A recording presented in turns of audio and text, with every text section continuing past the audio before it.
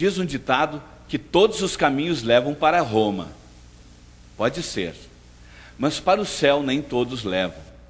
A Bíblia diz que dado entre os homens não existe nenhum outro nome, pelo qual importa que sejamos salvos, a não ser através de Jesus Cristo, o Filho de Deus. E Jesus diz àquela mulher: se você soubesse quem está falando com você, você pediria para mim e eu daria para você a água que dá a vida eterna.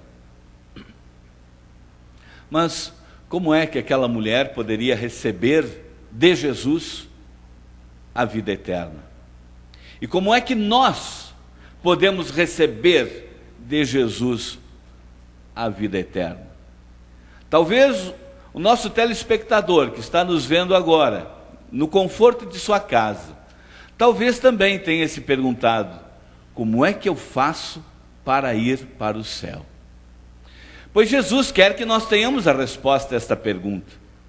Ela é simples, mas ela não é tão fácil assim. É um processo. E Jesus quis levar esta mulher pelo caminho, até que ela reconhecesse nele aquele que pode dar a vida eterna.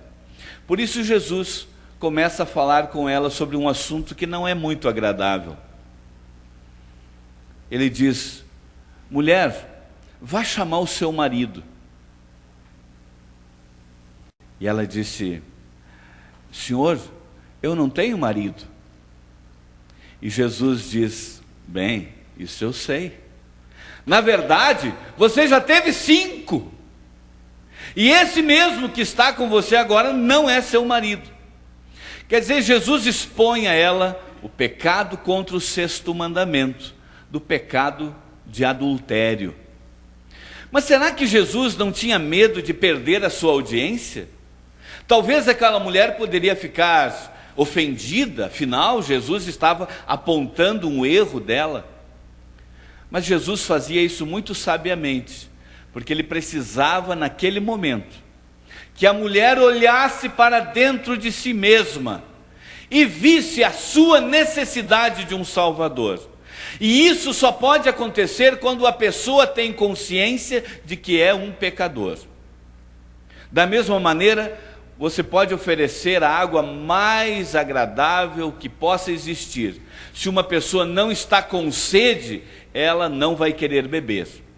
Por isso Jesus fala para ela a respeito do seu pecado, o pecado que estava dentro dela. E quando ela olha para dentro de si, ela não gosta do que vê. É mais ou menos igual a uma história que eu ainda contei outro dia, a respeito de uma fábula, uma história que acontece na selva, quando um grupo de animais que era muito amigo, começaram a se deparar com um problema. O tigre, que era o amigão de todos, ele começa a ficar zangado e bate em todos os animaizinhos. Um humor terrível. Aí os outros animais conseguem amarrá-lo e o levam para o doutor Coruja. Doutor, olha o que está acontecendo com o nosso amigo, olha como ele anda zangado ultimamente. E o doutor Coruja coloca os seus óculos, com toda a sabedoria examina o tigre e diz: mas é claro, já descobri. O problema é que o tigre está com um problema de visão, um problema sério nas suas vistas, precisa ser operado. Ah, mas quem é que vai ter coragem de fazer isso? Mas então alguém chega e dá uma anestesia no tigre.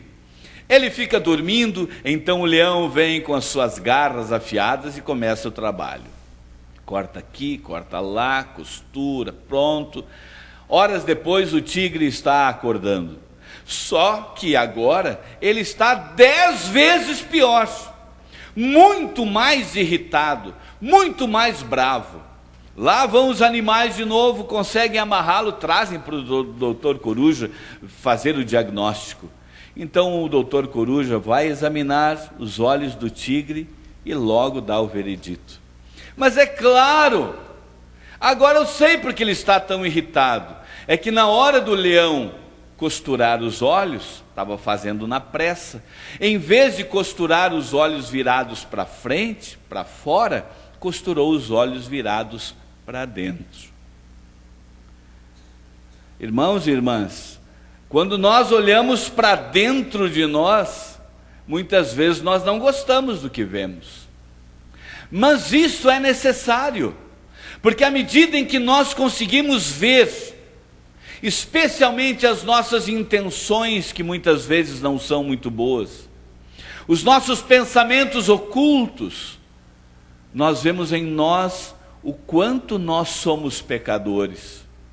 E aí então podemos não cair no desespero, mas podemos correr para os braços daquele que pode resolver o problema do nosso pecado, que é Jesus Cristo. Por isso é que a igreja cristã, antes de chegar o período maravilhoso da Semana Santa, em que celebramos a morte de Cristo por nós, a igreja cristã determinou um período de 40 dias, a chamada Quaresma, que originalmente tinha o objetivo de levar as pessoas a olhar para dentro de si, esquecer um pouco as vaidades, a busca dos prazeres, e olhar para dentro de si e ver a sua necessidade como pecador, para que quando chegasse Sexta-feira Santa, as pessoas pudessem ver o valor da morte de Jesus por eles. Mas o que acontece hoje? A maioria das pessoas nem sabe de quaresma nenhuma. Hoje nós temos, nesse fim de semana mesmo, numa cidade gaúcha, nós temos 3 dias de carnaval. E vocês acham que as baladas pararam? Vocês acham que as pessoas estão levando algum tipo de vida mais pacata, recolhida, reflexiva durante a quaresma? Que nada. Mas é importante porque à medida em que nós refletimos sobre os nossos erros, sobre a montanha dos nossos pecados, nós podemos nos alegrar com a grandiosidade do amor e do perdão de Deus. A coisa está tão séria que hoje quase nem nas igrejas mais se fala a respeito do pecado.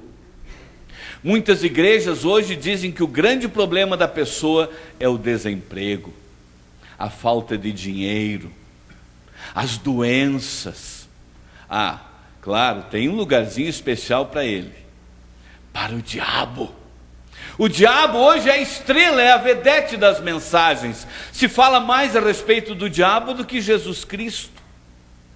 E as pessoas então, diante de algum erro, em vez de admitirem o seu pecado para buscarem o perdão, não, o culpado foi o diabo que me levou ao pecado. Hoje ninguém mais quer reconhecer os seus erros.